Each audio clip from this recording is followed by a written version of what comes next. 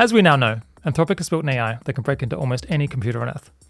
That AI has already found thousands of unknown security vulnerabilities in every operating system, every browser, and Anthropic has announced and decided that that AI is too dangerous to release to the public. It would just cause too much harm. Here are a few of the things that the AI accomplished during testing. It found a 27-year-old flaw in the world's most security-hardened operating system that would, in effect, let it crash all kinds of essential infrastructure. Engineers at the company who had no particular security training, they would ask the AI model to find vulnerabilities overnight and then wake up to working exploits of critical security flaws that could be used to cause real harm. And it managed to figure out how to build web pages that, when visited by fully updated, fully patched computers, would allow it to write to the operating system kernel, which is the most important and protected layer of any computer. We know all of this because Anthropic has released hundreds of pages of documentation about this model, which they've called Claude Mythos. I'm going to take you on a tour of all of the crazy shit buried in these documents, and then I'm going to tell you what Anthropic says they plan to do to save us from their creation. So, how good is Mythos at hacking into computers? Well, unfortunately, it saturates all existing ways of testing how good a model is at offensive cyber capabilities.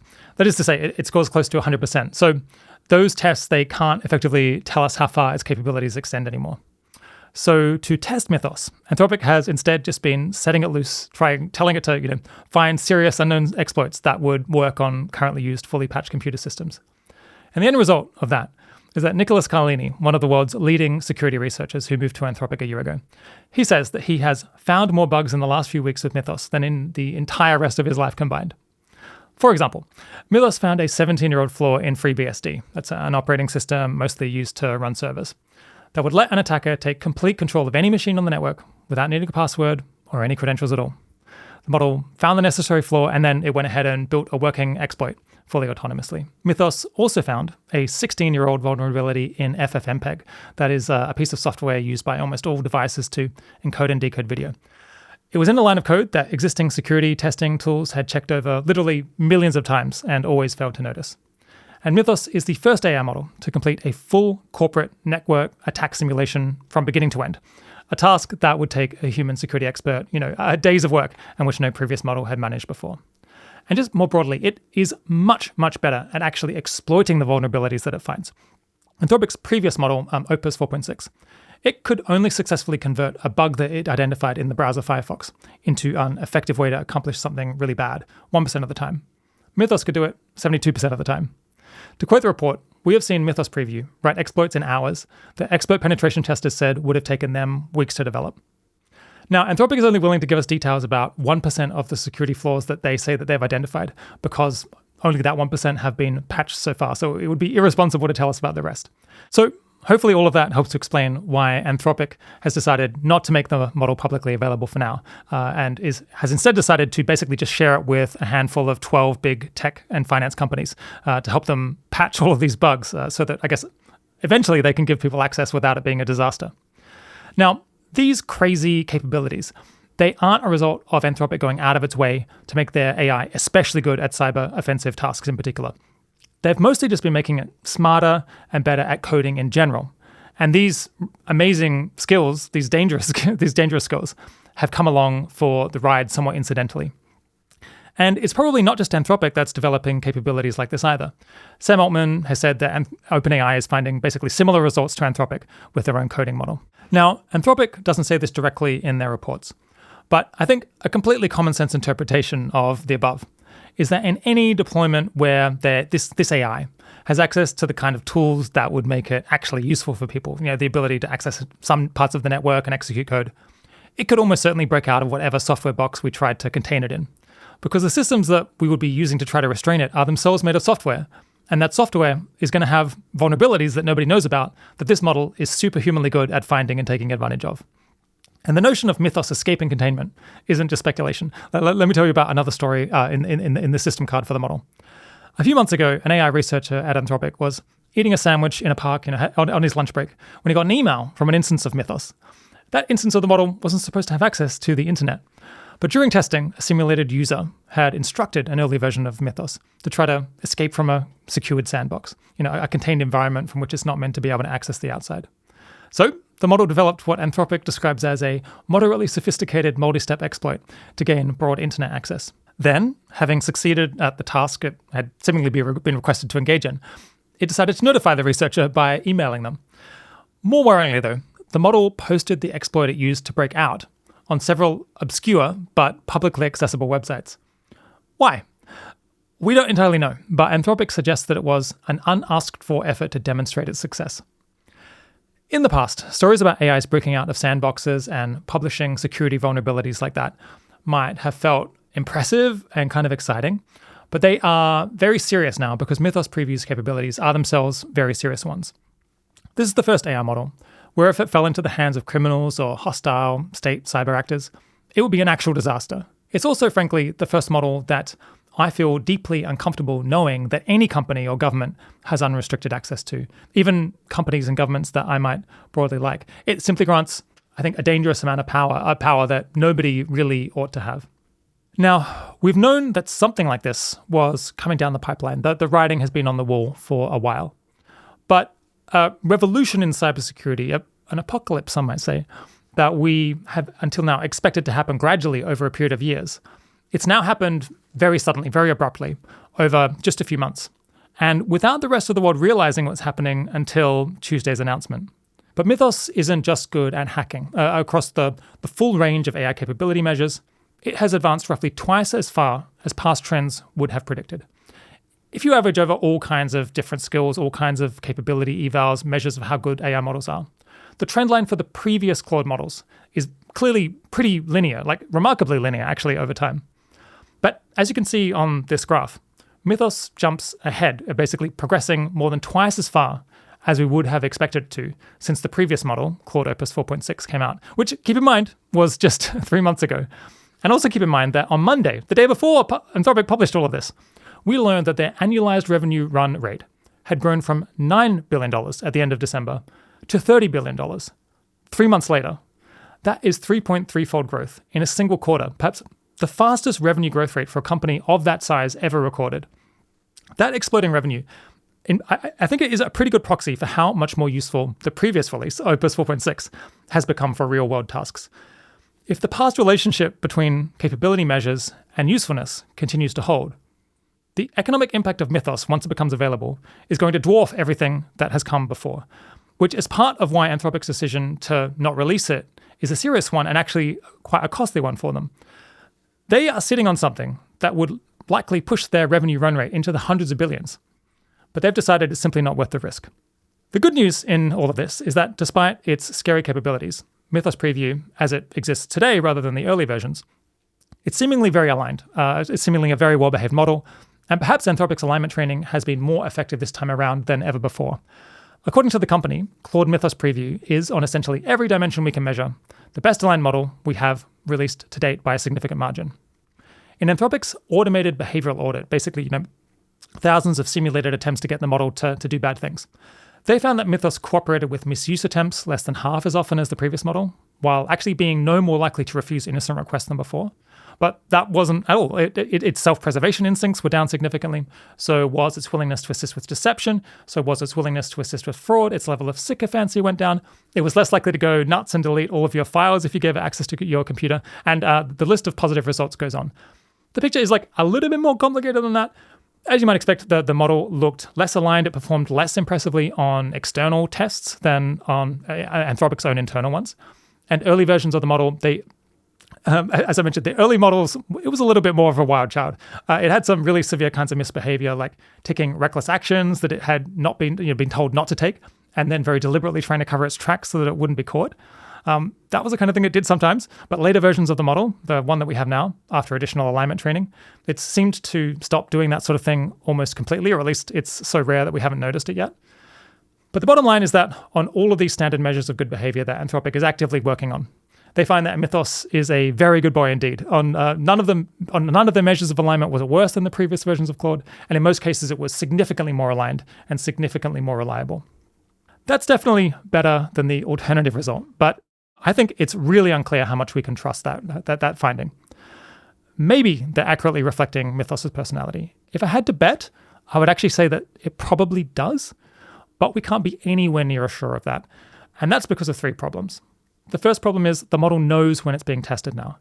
In new white box evaluations, that's where you look at the model's internal activations. Anthropic found that Mythos Preview privately considers the possibility that it's being tested in about 29% of all tests. To be clear, that's not in its written reasoning, its chain of thought, the thing that we're used to checking all the time. It's in its unexpressed thoughts, its activations, where it's usually not possible or practical to look. Now, it's really great that Anthropic is pioneering these methods for looking inside what the model is thinking, but I think it's troubling. It's not the ideal result to find out that Claude is now able to reflect on the fact that it's being tested without having to vocalize that, like I think previous less intelligent models had to. And when you actually prompt Mythos and ask it to try to distinguish tests from non-tests, it can answer correctly 78% of the time. So the model can basically tell the difference between when it's being evaluated and when it isn't being evaluated with really high accuracy. And we know from previous research that models are more likely to behave well when they think they're being tested. And in this case, as in past experiments, when Anthropic used interpretability tools to effectively kind of trick the model into thinking, no, this is a real conversation, not a test, it behaved more dangerously and less aligned than otherwise. But to be fair, it did behave better in both cases than previous versions of Claude. But the result does demonstrate a causal effect. The model is on better behavior specifically when it suspects it's being watched. And we also know from the alignment faking result that came out 16 months ago that some Claude models will deliberately pretend to be inclined to do what the user wants in order to avoid their personality being adjusted with further training. So when you run all of these tests and your really smart, incredibly smart model behaves wonderfully, you have to ask yourself, is it behaving wonderfully because it's sincerely aligned with what you wanted, or because it knows it's being watched and it's more sophisticated at tricking us now? The second problem is maybe the most alarming thing in the entire document. Anthropic has accidentally given Mythos the opportunity to learn to hide what it's thinking. One of the main safety guarantees for these models is that you can read their chain of thought, their private scratchpad, and check whether they're scheming against Anthropic or scheming against the user. But that only works if the model hasn't been trained to avoid writing down incriminating things in its chain of thought. But unfortunately, according to the alignment risk update, a number of environments used for Mythos Preview had a technical error that allowed reward code to see chains of thought. This affected 8% of all reinforcement learning episodes. To explain, during training, there's a system that acts like a teacher to these AI models. It watches what the model is doing and tells it whether it thinks it's doing a good or bad job. That feedback is how the model learns to accomplish things and how it shapes its personality. The problem is that in roughly 8% of training, that teacher could also read the model's private notes, the internal reasoning that it was writing to itself while working through problems. That might not immediately sound like a disaster, but it actually is. It's one of the worst sins in model training. Because as I said a second ago, if the model is penalized for thinking undesirable thoughts, it's going to learn to write one thing in its notes while actually thinking very different things in its activations where we can't read them. We would see a model that appears to be a very good boy, but what we might actually have is a model that has learned to perform for the camera. The fact that this accidentally happened is potentially disastrous for our ability to understand the alignment of Claude series models going back some way. Or it might not matter that much. We actually don't have a clear way to measure it. Anthropic puts it this way. We are uncertain about the extent to which this issue has affected the reasoning behavior of the final model, but it is plausible that it had some impact on opaque reasoning or secret keeping abilities. And like I said, this error didn't just affect Mythos, the new model. It also affected the training of Claude Opus 4.6 and Claude Sonnet 4.6. That's then several model generations whose chains of thought we thought we could believe, but we now have to be more distrustful of because they could have learned to hide their scheming behavior. That's why Eliezer Yudkowsky called this in particular the worst piece of news of the day, on a day where I imagine for him there was quite a bit of bad news. Now, combine these two problems and you get a third issue, the unfaithful reasoning results. External testers ran an experiment where they nudged Mythos to think that it had begun sabotaging AI safety research. And then they watched to see whether it would continue doing so or instead stop and raise the alarm. Mythos continued to compromise the research in 12% of cases in an earlier version, which then was reduced to 7% for the later version. That compares to 3% for Opus 4.6 and 4% for Sonnet 4.6. So Mythos is roughly twice as likely to continue sabotaging alignment research when it's primed to do so. And here's an eyebrow-raising detail it would be easy to miss in the docs. In most domains, when Mythos was primed to think that it was part of the way through a piece of bad behavior, it was actually less inclined to continue than previous models. The alignment training was apparently working, except in one category, sabotage of alignment research itself. That is the one area where things went in the wrong direction. Now, the innocent explanation is that sabotaging alignment research looks too much like normal coding work, so it's harder for the model to quickly flag that what it's doing is harmful. But there's a less comfortable hypothesis, obviously, as well, that the model is being selective about which bad behaviors it thinks are worth taking the risk of engaging in. Anthropic's reaction to this was to call it a disappointing finding. And if I had to bet, I would bet, probably at reasonably good odds, on the boring interpretation here. But I think disappointing is underselling things. This is a worrying finding and one that deserves further investigation.